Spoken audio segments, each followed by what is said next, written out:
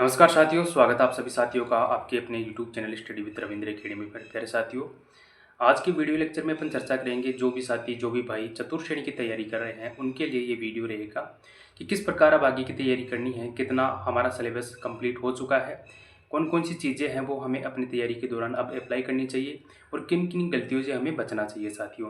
क्योंकि साथियों मैंने भी अभी कुछ ही समय पहले पशु परिचर की तैयारी के दौरान ऐसे ही लगभग सिलेबस के अकॉर्डिंग तैयारी की थी और कौन कौन से महत्वपूर्ण बिंदु थे जिनको मैंने एक विशेष तरीके से ध्यान रखा था और आप भी अपनी तैयारी के दौरान उन महत्वपूर्ण बिंदु को अप्लाई कर सकते हो ताकि आपको एक अच्छा परिणाम मिल सकता है साथियों।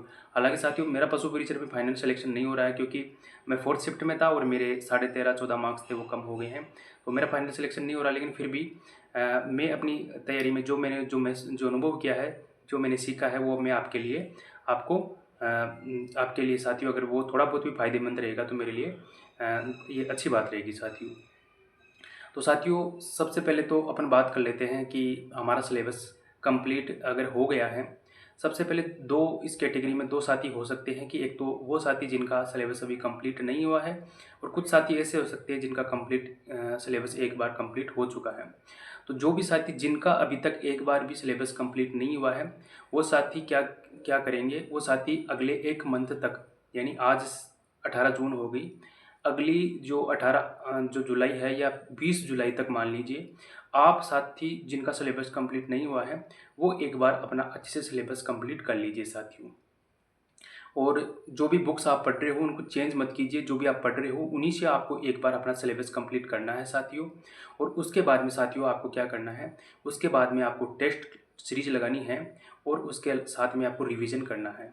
टेस्ट सीरीज और रिवीजन किसी भी एग्जाम को क्रैक करने के लिए मील का पत्थर साबित होते हैं साथियों। तो ज़्यादा से ज़्यादा हमारे को टेस्ट लगाना है और हमारा रिवीजन है वो ज़्यादा से ज़्यादा होना चाहिए साथियों। तो सबसे पहले तो आप 20 जुलाई तक अपना सिलेबस कंप्लीट कीजिए। उसके बाद में मैं आपको बताऊंगा कि टेस्ट किस प्रकार देना है और कितने दिन से टेस्ट देना है और रिवीजन की क्या स्ट्रेटेजी हो सकती है। उसके अलावा PYQ है वो कौन सी बुक से अपन पढ़े कि PYQ किस प्रकार निकाले, उन चीज़ों पर भी चर्चा करेंगे। लेकिन सबसे पहले आप थोड़ा सा 20 जुलाई तक अपना सिलेबस कंप्लीट कीजिए। और उसके अलावा मैं आपके लिए अभी इस वीडियो के अंत तक आप बने रहिए, मैं थोड़ा सा आपको और गाइड करूँगा साथियों। उसके अलावा साथियों अपन बात कर लेते हैं जो भी साथी हैं जिनका सिलेबस एक बार कंप्लीट हो चुका है। तो जिन साथियों का सिलेबस एक बार भी कंप्लीट हो चुका है वो साथी क्या करेंगे कि सप्ताह में 1 या 2 टेस्ट आप लगाइए साथियों और अपना आकलन कीजिए साथियों। क्योंकि आपने जो पढ़ा है वो आपका आउटपुट निकल रहा है या नहीं निकल रहा है, आपने जो पढ़ा है वो मतलब आपको कितना याद रह रहा है, उसके लिए आप टेस्ट लगाइए साथियों। ज़्यादा नहीं लगा सकते तो सप्ताह में 1 टेस्ट आप ज़रूर लगाइए साथियों और अपना एनालिसिस कीजिए। अब बात कर लेते हैं कि साथियों आप टेस्ट किस प्रकार हमारे को टेस्ट किस प्रकार देना चाहिए साथियों। तो साथियों मैं क्या करता था जब पशु परिचर की तैयारी करता था, तो हमारा जो पेपर होता था उसमें मान लीजिए जो पेपर था उसमें 150 प्रश्न होते थे।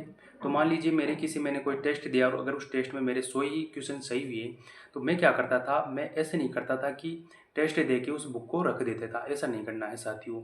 मैं ऐसे करते ऐसा ऐसा मेरे को आगे एनालिसिस करना होता था कि मैं करता था साथियों जो 100 क्वेश्चन सही हो गए उनको तो मैं एक साइड में रख देता कि वो तो हमारा सिलेबस है, वो हमारे टॉपिक है, वो तैयार है। तो बाकी जो 50 क्वेश्चन उसमें गलत होते थे ना उस पेपर में, उनका एनालिसिस करता था मैं उसमें। क्योंकि उनका एनालिसिस करना बहुत ज़रूरी होता है, वो हमारे टॉपिक है वो इसलिए उनमें नंबर नहीं आए, क्या तो वो कमज़ोर रह गए या उन क्वेश्चनों को समझने में हमारी कहीं ना कहीं गलती हुई है। तो आपको क्या करना है साथियों, आपका हमारा जो पेपर है साथियों वो 120 क्वेश्चन आएंगे उसमें। तो चतुर्थ श्रेणी में 120 क्वेश्चन आएंगे तो आप 120 क्वेश्चन में मान लीजिए आपके 50 ही क्वेश्चन सही हो रहे हैं, तो आप उन 50 क्वेश्चनों की तरफ ध्यान मत दीजिए, आप उन जो बाकी के 70 क्वेश्चन आपके गलत हुए हैं उनके ऊपर एनालिसिस कीजिए कि वो जो 70 क्वेश्चन है वो क्यों गलत हुए हैं। आपने पढ़ने में गलती की है या आपका मैटर है वो सही ढंग से तैयार नहीं हुआ है या फिर कोई टॉपिक कमजोर रह रहा है। तो उसका कारण यही हो सकता है या तो साथियों आपने कोई टॉपिक अच्छे से नहीं पढ़ा है या आपने क्वेश्चन पढ़ने में समझने में गलती की है। तो उस अपनी कमी को पकड़िए साथियों, क्योंकि यही कमियां होती है जो हमें एग्जाम हॉल में फेस करनी होती है साथियों। तो हम क्या करेंगे, हमारे एग्जाम से पहले हमारी इन कमियों को दूर करेंगे साथियों। चाहे कुछ भी हो जाए, अब की बार चतुर्थ श्रेणी की बहुत बड़ी वैकेंसी है साथियों। अगर ये हाथ से निकल गई ना साथियों तो ज़िंदगी भर का मलाल हो जाएगा। क्योंकि अगर आप चाहे पढ़ाई में किसी भी लेवल के हों, पढ़ाई में लेवल का मतलब है साथियों कि आपने अभी तैयारी स्टार्ट भी की है कुछ भी नहीं पढ़ा है तो भी आप इसमें जॉब ले सकते हो, क्योंकि एक बड़ी वैकेंसी है। इसमें ज़्यादा कट ऑफ जाने की संभावना नहीं है, क्योंकि इसमें एक तो सब्जेक्ट खूब है और हर विद्यार्थी हर सब्जेक्ट में परफेक्ट नहीं होता है साथियों। तो इसमें ज़्यादा कट ऑफ नहीं जाएगी। लेकिन आपको कवर कैसे करना है, तो आपको क्या करना है कि जब टेस्ट देना है तो टेस्ट में एनालिसिस करना है कि आपके कौन कौन से क्वेश्चन गलत हुए हैं और क्यों गलत हुए हैं, उनका आपको अच्छे से एनालिसिस करना है। इसके अलावा आपको रिवीजन करना है और रिवीजन उन्हीं चीज़ों करना है जो आप पढ़ रहे हो। उसके अलावा साथियों आपको प्रीवियस ईयर क्वेश्चन पेपर है वो प्रीवियस ईयर क्वेश्चन है वो जो पेपर है उनको आपको पढ़ना है। वो क्वेश्चन देखने हैं कि जो 10th लेवल की कोई भी पढ़ती है उसमें किस लेवल के क्वेश्चन पूछे जाते हैं, क्योंकि चतुर्थ श्रेणी का तो इससे पहले कोई एग्जाम लगा नहीं है। तो आप कोई भी 10th लेवल की कोई भी परीक्षा लगी है, जैसे अभी जेल प्रेरी है या और भी जैसे पशु परिचर है, उसमें किस लेवल के क्वेश्चन पूछे जा रहे हैं उनका एनालिसिस कीजिए। और तो आप टेस्ट दीजिए और जिन साथियों का सिलेबस हो गया है वो टेस्ट दीजिए और अपना रिवीजन करते रहिए साथियों। और जो साथी जिनका अभी सिलेबस चल रहा है वो 20 जुलाई तक अपना सिलेबस कंप्लीट करेंगे। उसके बाद में टेस्ट देना है आपको और अपना आपको उसी के अनुसार आपको एनालिसिस करना है कि कौन सी कमियां हैं, कौन सी क्वेश्चन गलत हो रही है, उन पर आपको अच्छे से एनालिसिस करना है साथियों। इसके अलावा मैं आपको और भी अच्छे से एक वीडियो लेकर और आ जाऊँगा जब हम टेस्ट देना स्टार्ट करेंगे, तो अच्छे से एनालिसिस करने का एक तरीका आपको बता दूँगा कि जो भी क्वेश्चन आपको गलत होते हैं उन पे आप मार्क कर लीजिए, उन पे आप मार्क कर लीजिए और आप उसको एग्ज़ाम से पहले जो भी क्वेश्चन मान लीजिए आपने 50 टेस्ट पेपर लगाए, तो उन 50 टेस्ट पेपर में जो क्वेश्चन गलत हुए हैं उनके ऊपर आप एक गोल घेरा बना लीजिए, क्योंकि वो क्वेश्चन आपको एग्ज़ाम से पहले कम से कम भी 3 से 4 बार देखने हैं, क्योंकि उन उन गलत हुए क्वेश्चनों में दोबारा अगर क्वेश्चन एग्जाम में आ जाता है तो वो आपका गलत नहीं होना चाहिए। तो इस तरीके से आपको गोल घेरा बना लेना है जो क्वेश्चन आपके गलत हो रहे हैं साथियों, क्योंकि आपको वो क्वेश्चन एग्जाम में भी देखने को मिल सकते हैं। तो इसलिए अगर एग्जाम में वो क्वेश्चन गलत नहीं हो, इसके लिए आपको एग्जाम से पहले उन गलत हुए क्वेश्चनों को कम से कम भी 3 से 4 बार अच्छे से पढ़ के जाना है साथियों। तो इस प्रकार आप अपनी तैयारी कीजिए साथियों। और अगर आपको समझ नहीं आ रहा है कि कौन सी बुक्स पढ़ना है, तो इस चैनल पर मैंने आपके लिए चतुर्थ श्रेणी की बुक्स की वीडियो भी डाल रखी है कि आप ये बुक्स पढ़ सकते हो। और साथियों सपोर्ट कीजिए यार, मैं भी आपकी तैयारी के लिए इतना अच्छा वीडियो लेकर आ रहा हूँ।